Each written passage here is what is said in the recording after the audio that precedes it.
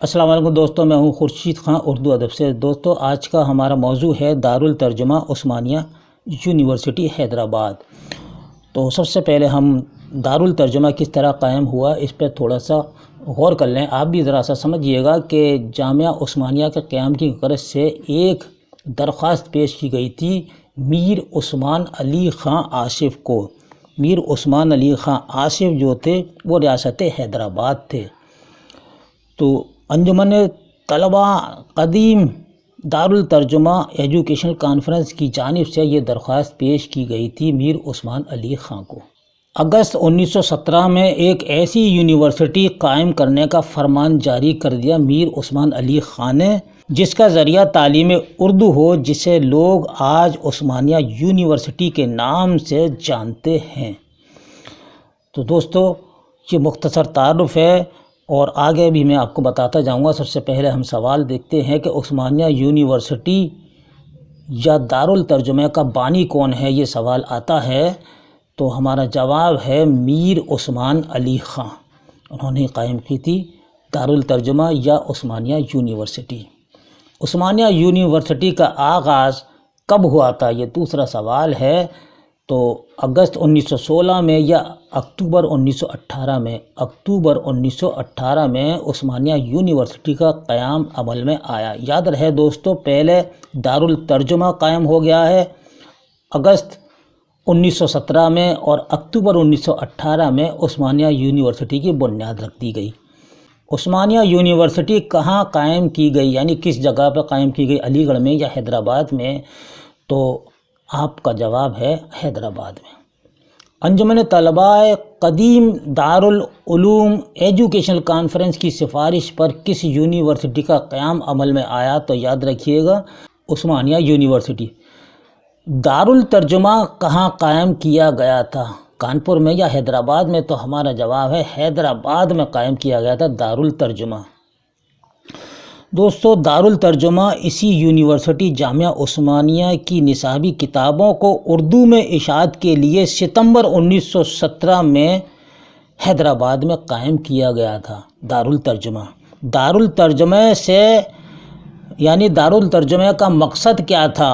تو اس کا مقصد تھا دارالترجمہ سے سائنس، انجینئرنگ، میڈیسن، قانون اور علوم و عمرانیات کی کتابیں انگریزی زبان سے اردو میں ترجمہ کر کے شائع کرنے کا منصوبہ بنایا گیا تھا۔ یہاں سے اردو میں ہی کتابیں شائع ہوتی تھی، چاہے وہ کسی بھی مضامین کی کیوں نہ ہوں، کسی بھی مضمون کی کیوں نہ ہوں، وہ ساری کتابیں اردو میں شائع کرنے کا منصوبہ بنایا گیا تھا۔ دارالترجمہ کی بنیاد کب رکھی گئی تھی؟ ستمبر 1917 یا اگست 1917 میں رکھی گئی تھی؟ تو آپ کا جواب ہے اگست 1917 میں رکھی گئی تھی۔ ٹھیک ہے، اگست 1917 میں اس کی بنیاد رکھی گئی تھی۔ ساتواں سوال، دارالترجمہ میں کس زبان کی کتابوں کا اردو میں ترجمہ کرنے کا منصوبہ بنایا گیا تھا، فارسی زبان سے اردو میں یا انگریزی زبان سے اردو میں؟ تو آپ کا جواب ہے دوستو بی والا، انگریزی زبان سے اردو میں۔ دارالترجمہ میں ترجمہ کی ہوئی سب سے پہلی کتاب کب شائع ہوئی؟ 1921 میں یا 1919 میں ہوئی؟ تو جواب دیجیے گا آپ 1919 میں پہلی کتاب شائع ہوئی تھی۔ دوستو، دارالترجمہ میں کون کون سے استاد تھے جنہوں نے کتابیں ترجمہ کی تھیں؟ قاضی محمد حسین ہیں، اور یہ ریاضی سے انہوں نے کی تھی، چودھری برکت اللہ ہیں، سائنس کے تھے، اور عبد الماجد دریابادی فلسفے کے تھے، قاضی تلمذ حسین سیاست کے تھے یعنی آپ پولیٹکس کے تھے، اور محمد الیاس برنی معاشیات کے تھے، سید ہاشمی فرید آبادی تاریخ یعنی کہ اتہاس کے ہسٹری کے تھے، اور ظفر علی خان اور عبد الحلیم شرر نظم طباطبائی، اور خلیفہ عبد الحکیم مولانا مودودی وغیرہ مترجمین کی حیثیت سے وابستہ تھے، یعنی کہ ترجمہ کرنے والے تھے۔ مترجمین کا مطلب ہے ترجمہ کرنے والے۔ اور دوستو یاد رکھیے گا ان باتوں کو، اور 1948 تک دارالترجمہ سے 350 کتابیں شائع ہوئی ہیں۔ نواں سوال، دارالترجمہ میں مترجمین نے کب سے کب تک کتابیں ترجمہ کی ہیں، یعنی کہ ٹرانسلیٹرز جو ہیں انہوں نے کب سے کب تک یہ کتابیں ترجمہ اردو میں کی ہیں، 1917 سے 1950 تک یا 1917 سے 1960 تک؟ تو جواب ہے اے 1917 سے 1950 تک۔ دارالترجمہ میں آخری کتاب کس سن میں ترجمہ کی گئی تھی؟ 1955 میں یا 1950 میں؟ تو آپ کا صحیح جواب ہے 1950، بالکل لاسٹ ہے۔ اس سن میں آخری کتاب یہاں ترجمہ کی گئی تھی۔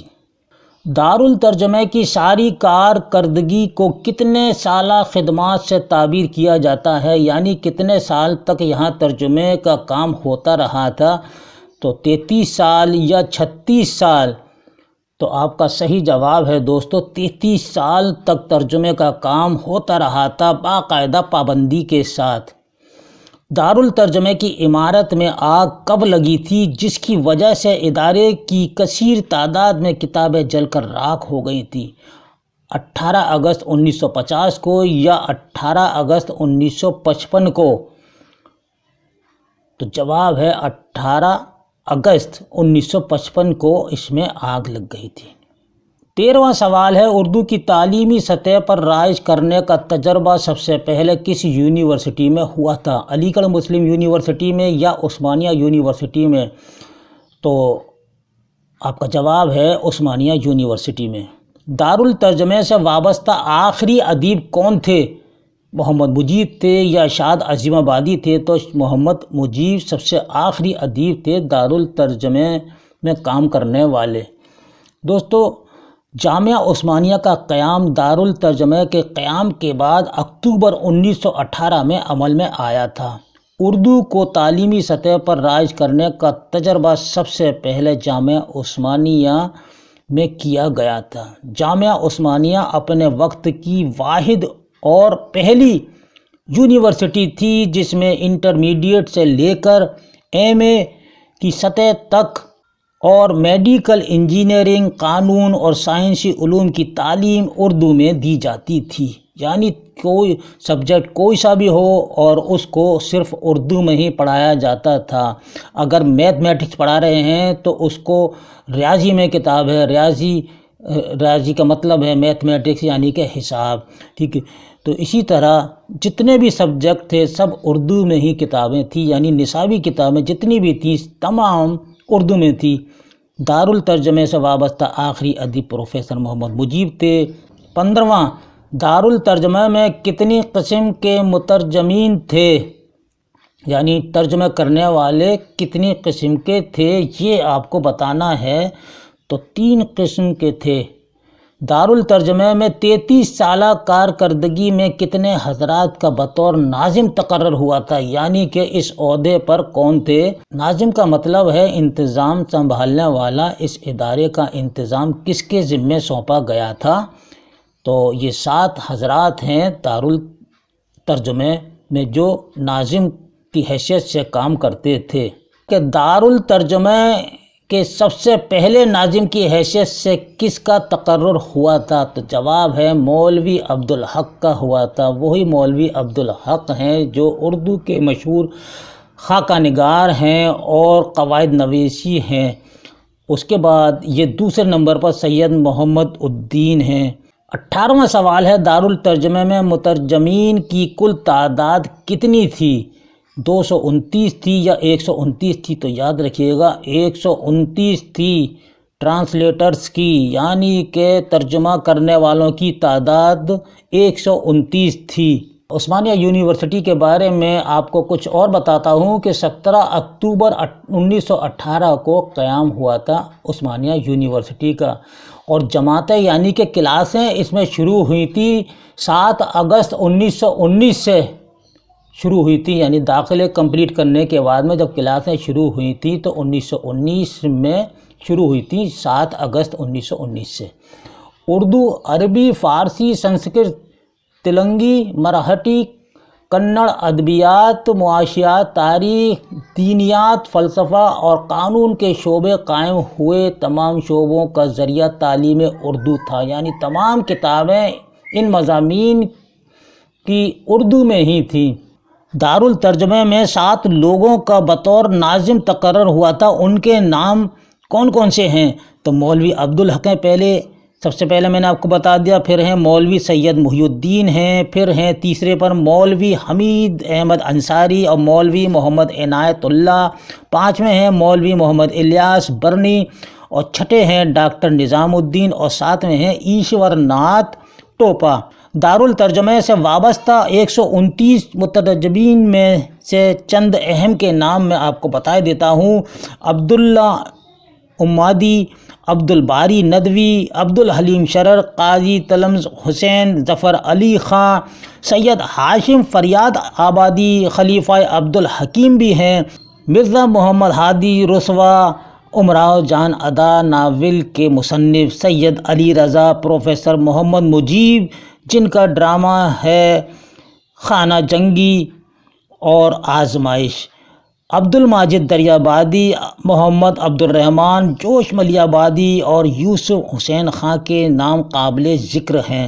دارالترجمہ میں 2 عہدے بھی اہم رکھتے ہیں، ناظر مذہبی اور ناظر ادبی کے نام سے۔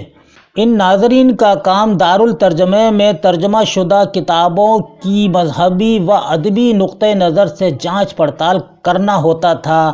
دارالترجمہ میں ناظرین مذہب کی حیثیت سے پہلے مولوی حاجی صفی الدین اور بعد میں مولوی عبداللہ امادی کا تقرر ہوا تھا، اور دارالترجمہ میں ناظر ادبی کے عہدے پر یک کے بعد دیگرے نواب حیدر یار جنگ تھے، نظم طباطبائی اور جوش ملی آبادی فائز ہوئے تھے۔ دارالترجمہ میں زبان کے نمائندے مولوی وحید الدین سلیم، نواب حیدر یار جنگ، علی حیدر نظم طباطبائی اور مرزا ہادی رسوا تھے۔